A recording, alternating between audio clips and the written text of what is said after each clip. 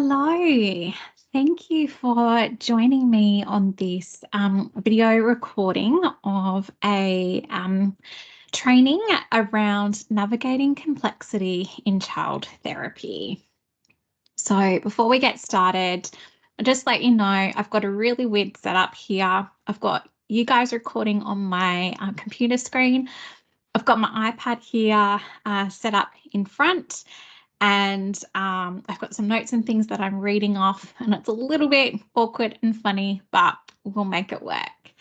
All right, so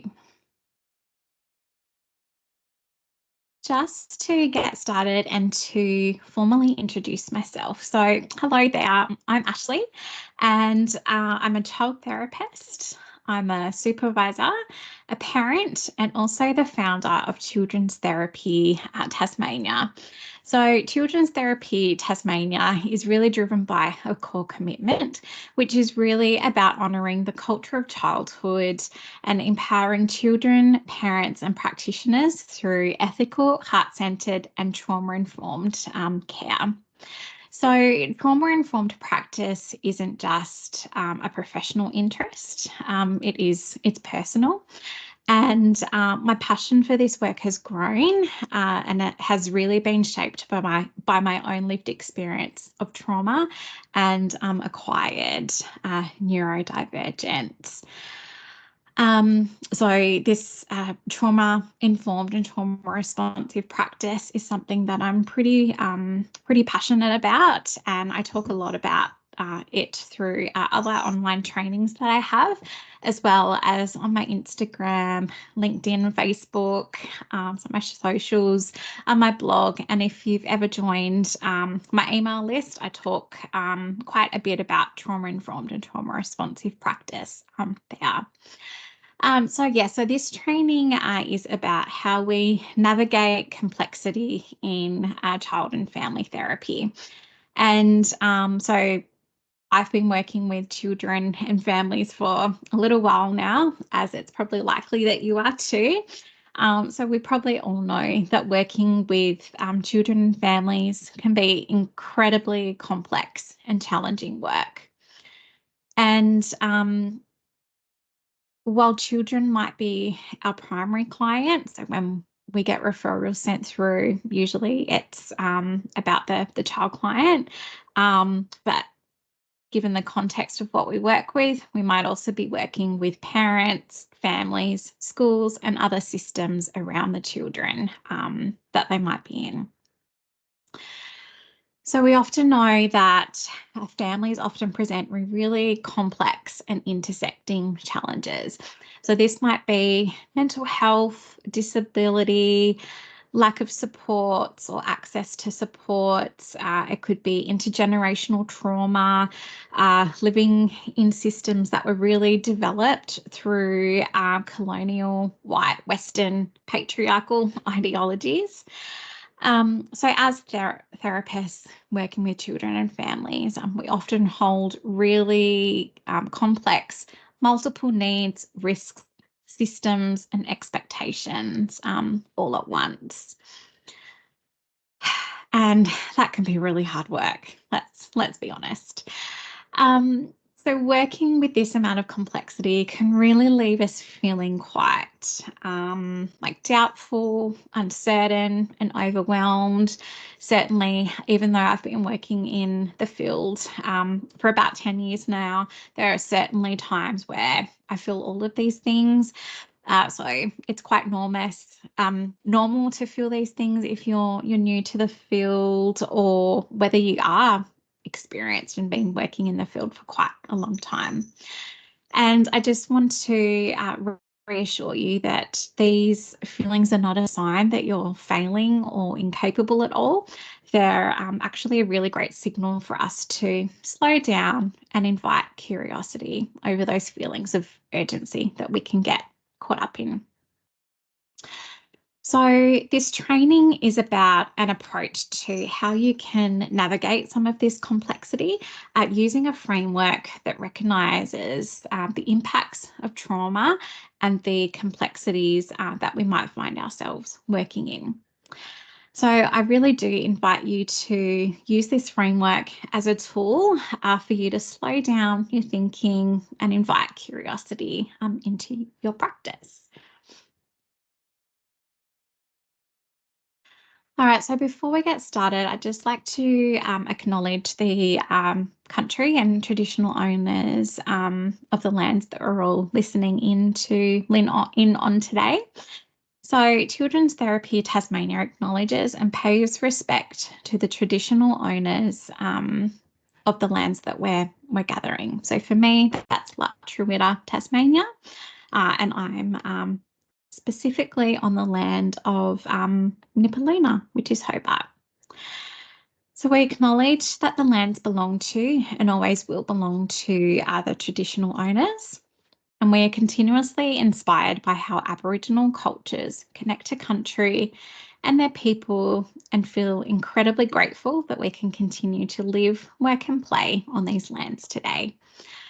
So pictured here is an image of Kunyani, which stands tall above Nipaluna. So in Western language, that's Mount Wellington, which sits as a backdrop of Hobart.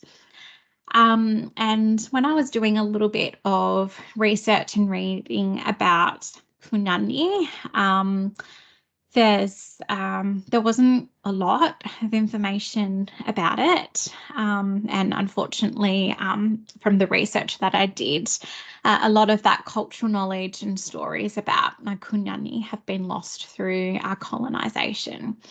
But for what has been shared amongst the surviving Palawa people is that Kunyani is a sacred place of connection between the earth, the sky, between the surviving Palawa people and the resting place of their ancestors and country. That's connected by water, so the falling water of the rain. It travels down through the country, down through Kunyani, making its way to the river. Tim, I've got the word here, so hopefully I do pronounce this correctly, but if you're listening in and know how to pronounce it, please let me know. Tim Tamuli Minanya, which is the River Derwent. So what I really took from the research that I did about Kunyani is that it is a place of connection. Okay, so with this training, what we'll do is we will take a bit of a deep dive into trauma-informed case conceptualization, and we'll start off, or actually the training is split into three different parts. So yeah, first off, we'll work through what case conceptualization is and why it matters. And yeah, I'll take you through a specific framework that I tend to use when I conceptualize the different families who come through Children's Therapy Tasmania. So with this particular approach, it can be really helpful when navigating those complexities around what it is that in the context of what we work in. And this approach specifically looks at and acknowledges and recognises I guess not only the complexities of what we work in, but also the strengths, the vulnerabilities and the impacts of trauma and the contextual pressures that can really shape the experience of children and families. So part one, we'll talk through around what case conceptualization is, why it matters, and what can happen when we don't have that as a foundation. So the second part of this training will work through a framework that can act as a bit of a roadmap for you. And this framework considers the needs, capacity, context, and safety of children, families, and systems. And we'll use this framework to workshop or work through a complex case that you are or have worked with. And finally, we'll use this information to explore goal setting in trauma responsive practice. So what we'll do is we'll use the framework as a bit of a guide to developing and prioritising different goals with children and families that we work with. And we'll use this information to develop some goals for that case that we workshop a little bit prior to that. Okay, so just a bit of housekeeping. If you're attending this training live, you're welcome to have cameras on. They are optional. So please don't feel pressured to sit here with your camera on.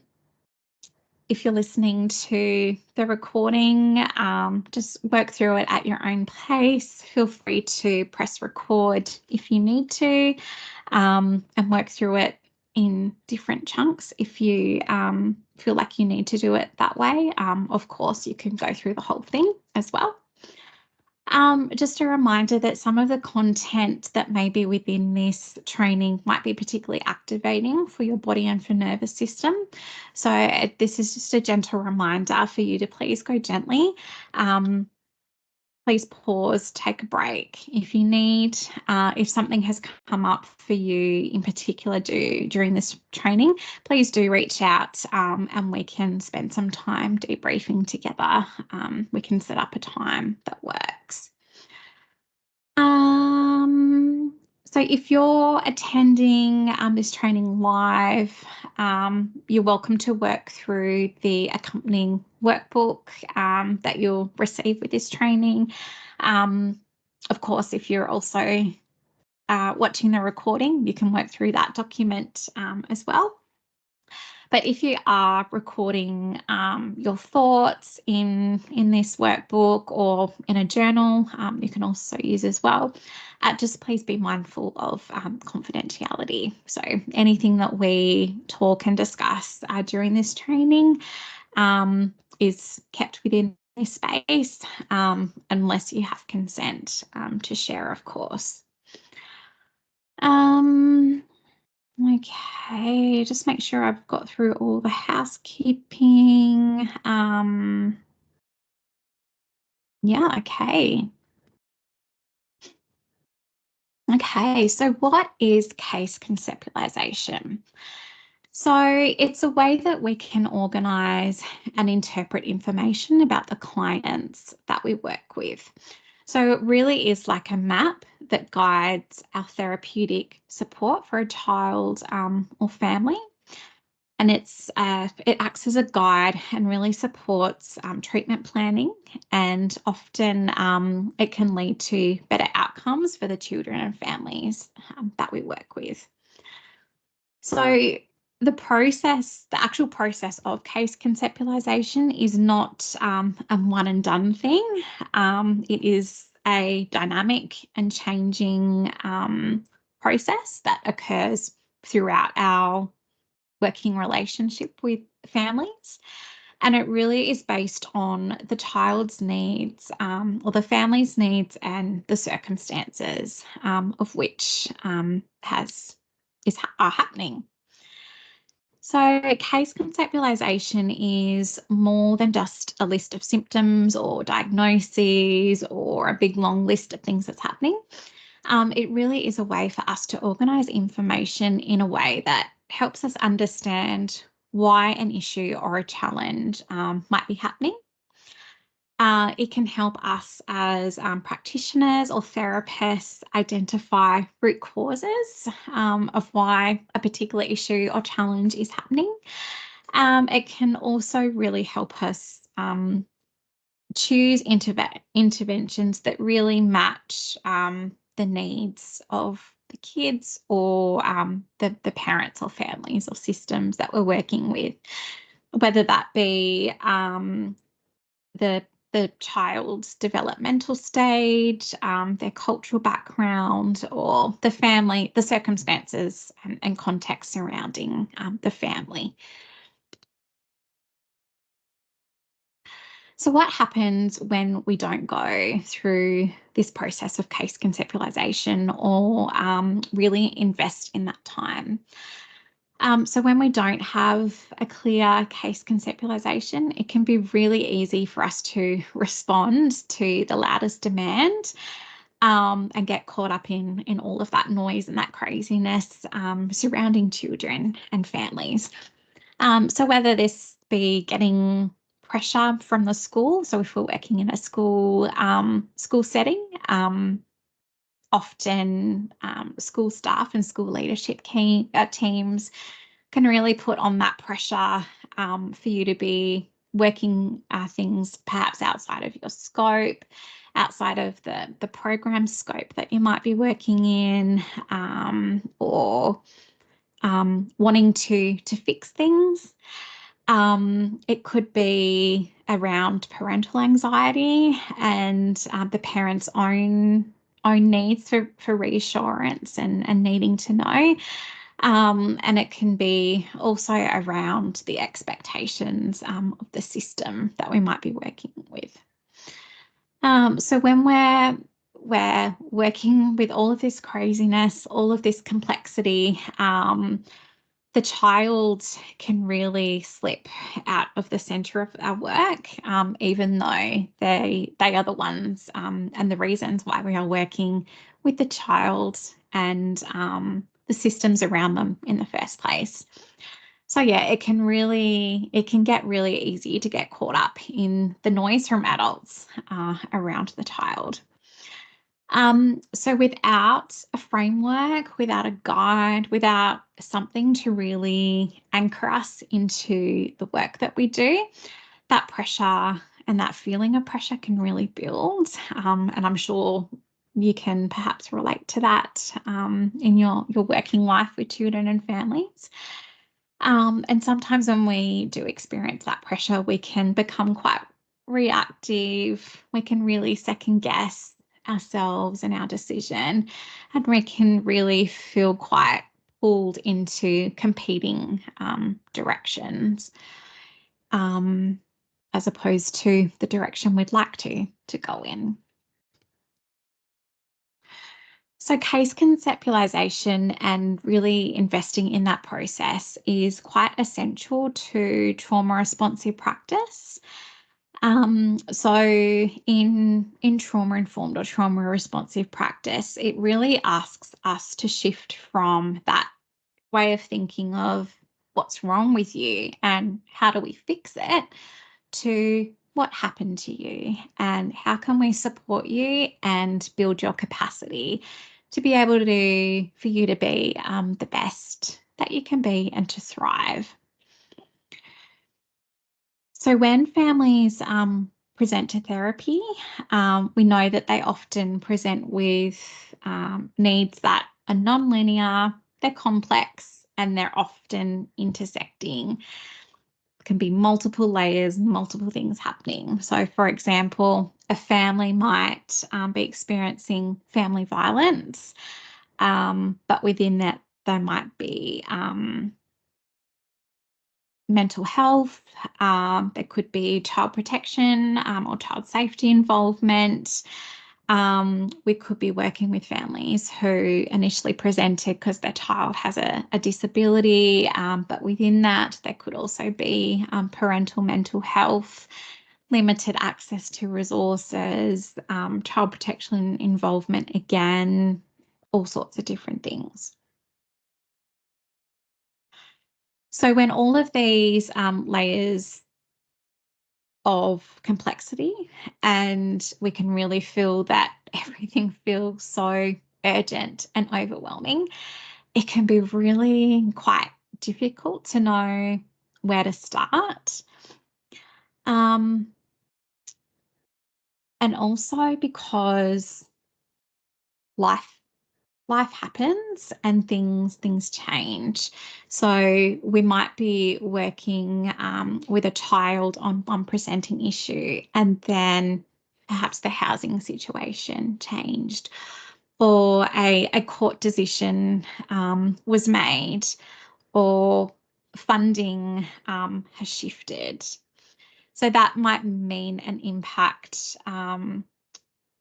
It might mean that our priorities can change quite quickly. And when we were on one direction, given life happens, we can quickly change, need to change direction quite quickly.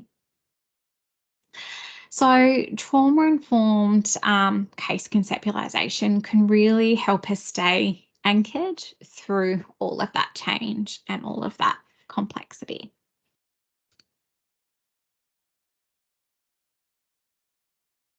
Okay, so the framework that I'd like to introduce to you is a framework that I use in my own clinical practice. I use it in as a tool in supervision, and also as a framework for the consultation work that I do with practitioners who just want to work through some of the complexity that they've been experiencing.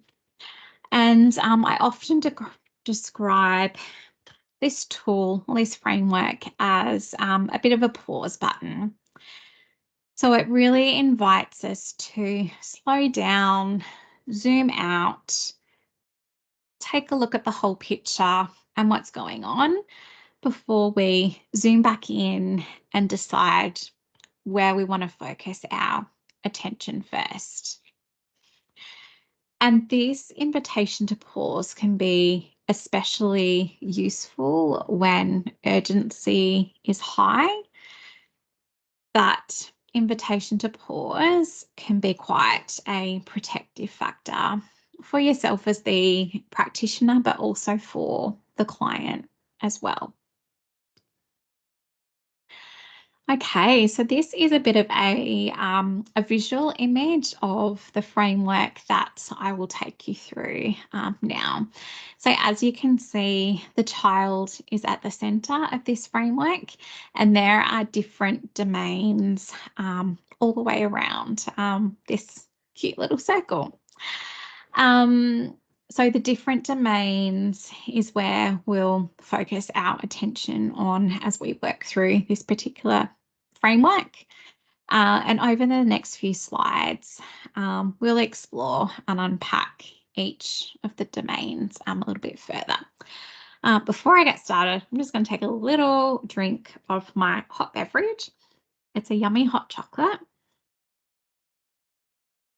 And I forgot to mention before we started, please do bring a hot drink along. It's also another opportunity for us to just slow down, take a pause before we jump into each phase of our work.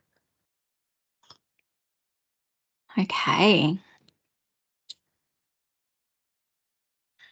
All right, so the first domain that we're going to explore is the needs domain. So in this framework, it asks us to consider the needs of the child, but also the needs of the family as well. So it really invites us to consider perhaps the child's physical and practical needs, but also that of the family. So that could include things like sleep, nutrition, medical care, could include housing, shelter, education, all of those types of things. It invites us to consider the child's emotional and relational needs as well. So this includes things like the need for connection, the need for validation, the need for nurturance, and also engagement as well. It invites us to consider the developmental needs of the child that we are working with. So, for example, we might be working with a child whose chronological age is 10, but when we start working with them, they might present quite differently to what a 10-year-old might typically present as. And their presentation might indicate that they are quite younger developmentally than 10. So, for example, that could be, I don't know, 5 or 6. So that will mean that we'll need to be quite mindful of this when we're planning our therapeutic interventions. So the way that we work with a 5-year-old might actually be or would be quite different to how we would work with a 10-year-old, for example. And another example is we might be working with an 8-year-old who is presenting with behavioural issues. That's why they were referred. But actually, as we start working with the child and we get a bit of an understanding of the situation and the context, that child might actually need like predictability to feel safe. They might need rest. And they might also need safety within relationship as well. So meeting needs really fosters stability for children and families that we work with, and it also increases capacity for them to actually engage in that therapeutic process and in that work. Okay, so the next domain that we're going to work through is function. So this framework really invites us to consider what the function of a behaviour might be that is presenting and manifesting. It encourages us to view behaviour as a form of communication rather than behaviour as being quite purposeful and deliberate. And when we look at behaviour through this lens, it can really give us quite a lot of insight into a child's internal world and internal experience.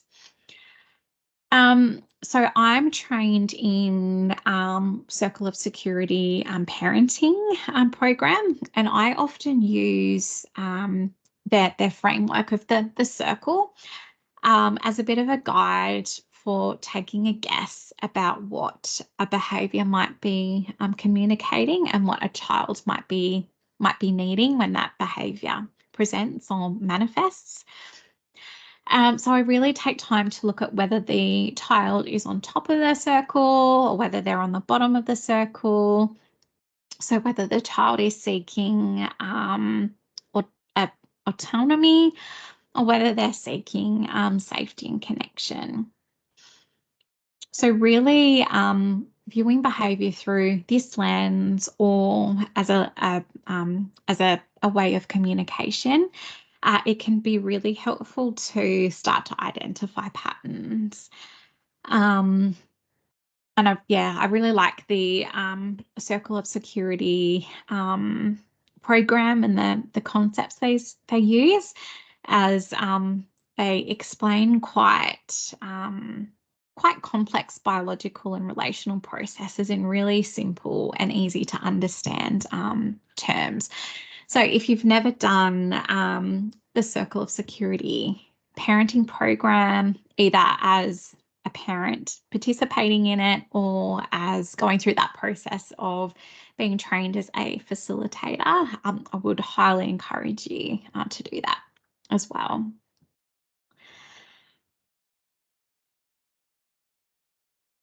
Okay, so when we look at the function of behaviour, the framework also invites us to look at behaviour as an adaptive survival response rather than intentional misbehaviour. So the behaviours that might be showing up, there may have been behaviours that have actually kept the child safe in the past. And they might also be an avoidance response to something that feels uncomfortable or painful. So by viewing behaviour as as functional. It helps us to really respond with empathy, really choose an area to focus on or interventions that make sense, because that's what we want to do. We don't want to be wasting anyone's time and energy, or we want to be setting up our families for as much success as possible. Okay, so the next domain that we look through is around capacity. So when we think of capacity, we're not only referring to the child's capacity, but we're also thinking of the capacity of the parent, the system's capacity, but also our capacity as a therapist as well at a specific point in time. And what we know is that capacity isn't permanent, and it can really fluctuate depending on many different things. All right, so to start off with, when we explore the child's capacity, what we're looking at is whether the child can realistically, or what the child can actually realistically manage right now. So we're looking at their level of development. We're looking at how vulnerable their nervous system might be to activation. We're looking at their capacity for tolerance, as well as their cognitive and relational capacity as well. And when we're looking at parental capacity, we're looking at similar things to the kids. So we're looking at what the parent can actually realistically manage as well. So a lot of parents face a lot of complexity and pressure themselves. So we want to look at their capacity to engage in the therapeutic process, both short-term and long-term. I listen out for different things when I'm doing an intake with parents, and also through those follow-up discussions with parents as well. I'm listening to and paying particular attention to whether there's any vulnerabilities that a parent might be experiencing. So, for example, during an intake that I might do with a parent, they might be feeling quite burnt out. They might be having a history, or they might have a history of mental health vulnerabilities, or a history of statutory intervention, so through child safety, that might impact their ability and willingness to engage in support services. They might also have limited financial resources, and all of these things might impact what I might recommend as a direction for that work with a child or family. So when we consider capacity, we're offering support that's actually going to be achievable. Because, as I mentioned before, we want to set children and families up for success. Okay, so the next domain is around the context. So when we think of context, it really reminds us that children don't exist in isolation. So when we think of context, it really means exploring the broader systems and environments that shape a child's experience. So this includes exploring the dynamics within the family system, so such as the relationships with each member of the family, who the child actually lives with, where they live, whether they live in a household with their own family, whether they live in two households with a separated family. We want to look at perhaps the patterns of attachment that's happened in those relationships.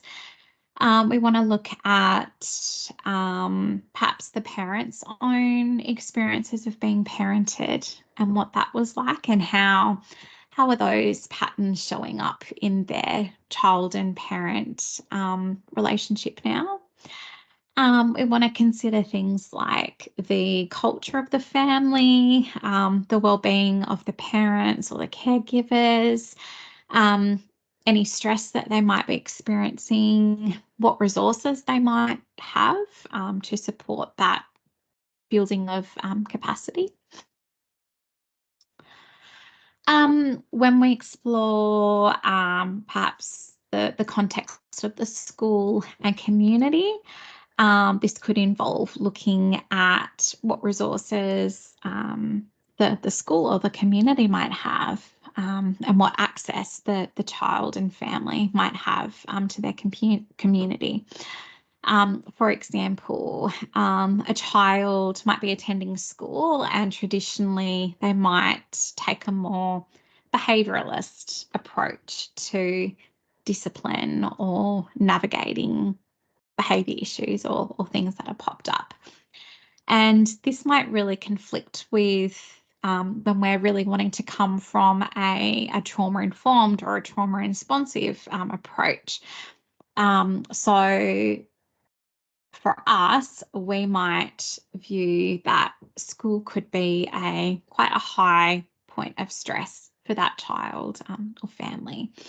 And also for schools who do traditionally take that approach, would they be open and willing to tailored support or trying something a little bit different to help meet the needs of that child? Another example, a family might live in a remote community, and therefore they might have quite limited access to supports, to their community, to resources, all of those things that we do need to consider as well. So when we're looking at context, we also want to pay attention and just be aware of any historical or cultural trauma that may have happened. So this includes things like racism, the impacts of colonisation, poverty, disability, mental health, gender. Those can really be helpful in perhaps, understanding perhaps the root causes of things, or why some families might be more wary and distrusting than other families. So it can be really, really helpful to consider that context in particular. Finally, we also want to be mindful of the context of the systems that we might be working with. So, for example, a child might have court-mandated access with a parent, particularly if they're going through the family law court, or a child might be living in an unstable care home that's feeling quite vulnerable and at risk, or families might be accessing support through the NDIS and might have quite high levels of anxiety and anxiousness, particularly given the changes that are coming up for the NDIS early intervention space and through Thriving Kids, and not really knowing what that is going to look like. So when we explore context, it can be really helpful for us to avoid pathologizing the child and the family's responses, and instead identify perhaps barriers that might be more systemic, which might be preventing them engaging or adding to even more complexity in what we're working with. Okay, finally, the last domain in the framework is around safety. So we know that safety is really the foundation of trauma responsive care. So what we want to do is we really want to explore what supports are needed that might help promote that felt sense of safety on various levels. So this includes like physical safety, emotional safety, cultural safety, safety within the therapy itself and the therapeutic relationship, but also safety within systems as well. And again, without safety, capacity shrinks. Yeah, it really does. Okay, so as I mentioned before, we're going to work through a bit of an activity now, and we're going to use either a real life case that you're working with now, or one that you have worked in the past that has been particularly complex and challenging for you. So if you're listening to the recording, please pause here, and you're welcome to use the accompanying workbook that you would have received with this recording. And in that workbook is different tools and prompts there to help guide your reflection. But just as a bit of a summary, what we'll start off with is the space for you to provide a quick summary of the child, the presenting issues, the family context, any relevant history that you think would be important for this process. Next, I would certainly encourage you to develop an eco map. And if you're not quite sure what an eco map is, basically it's kind of like a mind map where the child's at the center and there's branches that come off the child at the center, and each of those branches is perhaps different people, different settings, different relationships that is connected around the child. So, for example, with a child's eco map, they might have their family, and then off that family, there might be all of these different people. They might have school, and within school, there might be a few other different people. They might access other allied health supports, so we can include those in.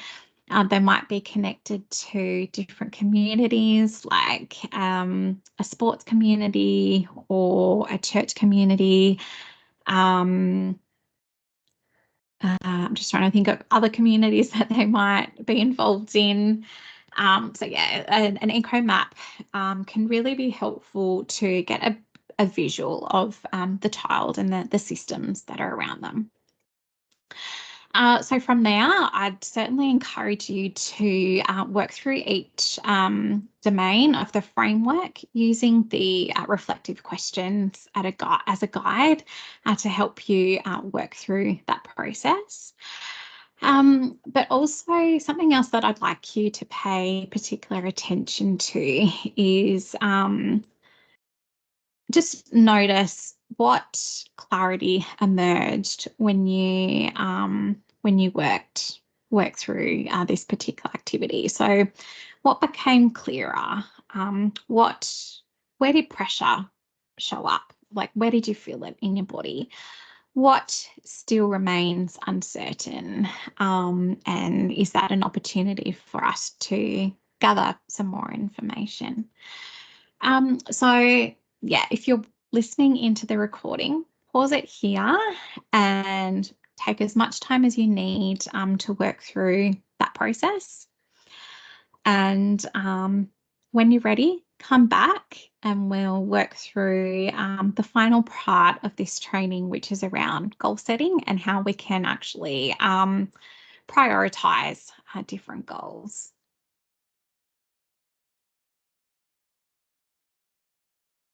welcome back. How did you go? I'd really love to hear some of the reflections that you made working through that particular activity, or how you found the process. So please do reach out via email, through the socials, any way that you can get a hold of me. Like, feel free to book in a 15-minute conversation. Tell me over the phone. I'd absolutely love to hear about your experiences and what you took from working through that process. So as I mentioned before, the final part of the training is around working through setting some goals and working through how we can have a go at prioritizing where it is we're going to start, given all of that complexity that we've learnt through, discovered, going through that process. So far in this training, we've spent some time exploring what case conceptualization is. We spent some time learning about the framework that you can use as a tool. And we've just had a bit of a practice around applying that framework with a family that you're working with or have worked with. So how do we actually use that process of case conceptualization and the framework to help inform or guide the direction of our support? So when we think of goal setting from a trauma-informed or trauma-responsive lens, it really goes beyond just reducing symptoms that might be showing up. So what I mean by that is that the work that we do, we may work towards goals that are around safety building. We might work on goals that are around capacity building.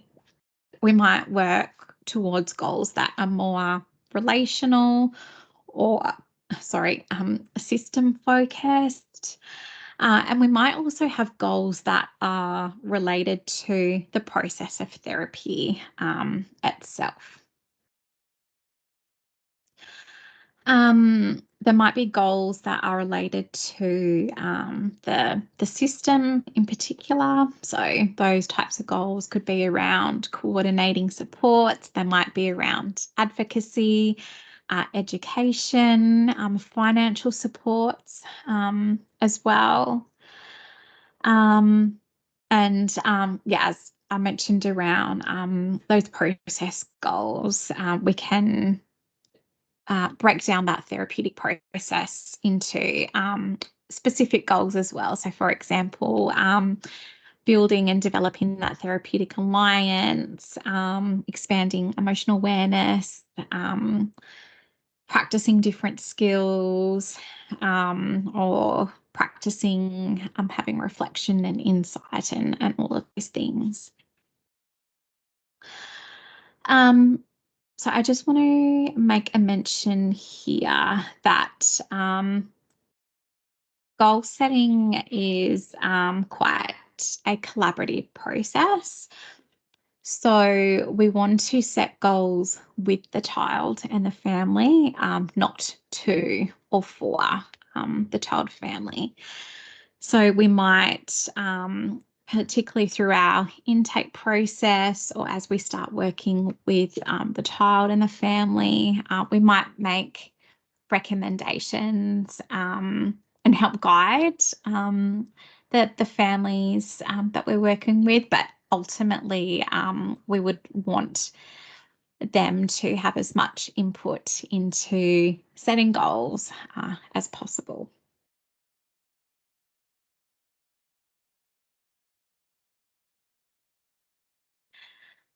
So when we are establishing goals and knowing how to prioritize these different goals and competing needs, here are some things that can be really helpful to remember. We can start off with safety and meeting basic needs first. So remember, we've talked about how safety really is the foundation of trauma-informed and trauma-responsive work. And without that safety, capacity really, really reduces, really diminishes. And sometimes to build that sense of safety for children and families, it might involve meeting really basic needs for them first. For example, a child and family might present for therapeutic care. However, in their life, in their world, might be so chaotic and unstable that it might, like right now, might not be the best time to be doing that type of therapeutic work. We might actually have to work towards meeting some basic needs first to build that capacity, to build that safety for the child and the family. So that moves into our next one around goals that are about building capacity. So what we really want to do is match the goals to the child and the family's current capacity. We also want to start with small, achievable goals, achievable steps that really helps build that mastery, that sense of pride, that sense of things are moving forward. And yeah, that can really help build momentum and all of that. And finally, we might choose goals that are more relational.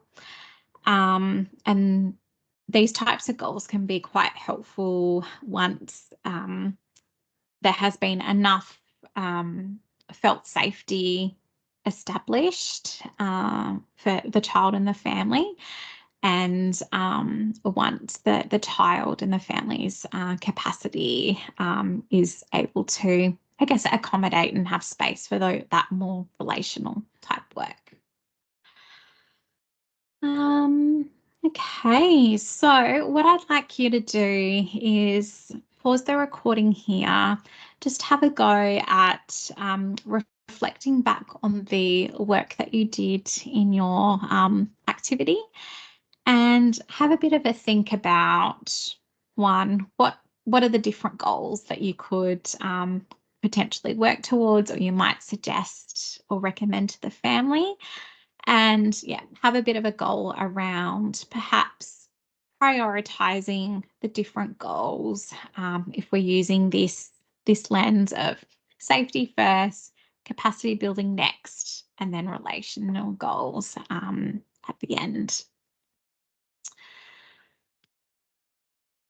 Okay, well, that brings us to the end of this training. I really hope that you have got something out of it, and using that framework as a bit of a tool to slow down, to pause, to zoom out, take a look at the bigger picture before zooming in.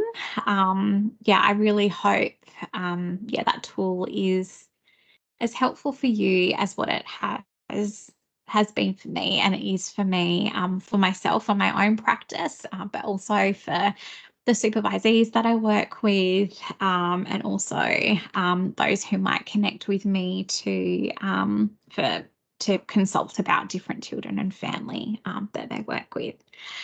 So if you did like this training, please feel free to have a look on the website for other training that might be on offer that you can purchase on demand, or occasionally there might be some live trainings that are popping up. I'm certainly encourage you to join my email list if you haven't already. It's through my email list that I connect with everyone every 3 to 4 weeks around a specific area of practice. So it's almost like supervision in your inbox. And yeah, it's different areas of practice that prompt you to just have a bit of a think, reflect, a bit of a practice of different skills, things like that. And it's also through that email list that you might find out whether group supervision programs are opening, or whether other supervision spaces might become available. Of course, please reach out via email, through my socials, any way that you'd like. I really love to connect with people and have conversations. Please do reach out. And of course, if you are working with a particular child or family that feels quite complex and you just want to have a sounding board, someone to help work through this framework with you, I do offer a consultation around complex cases. So please do reach out. We can book some of those in, and we can work together around that. Thank you. It has been such a privilege with you listening in on this particular training around how you can navigate some of that complexity in your work with children and families. And yeah, I really hope we can connect again sometime soon.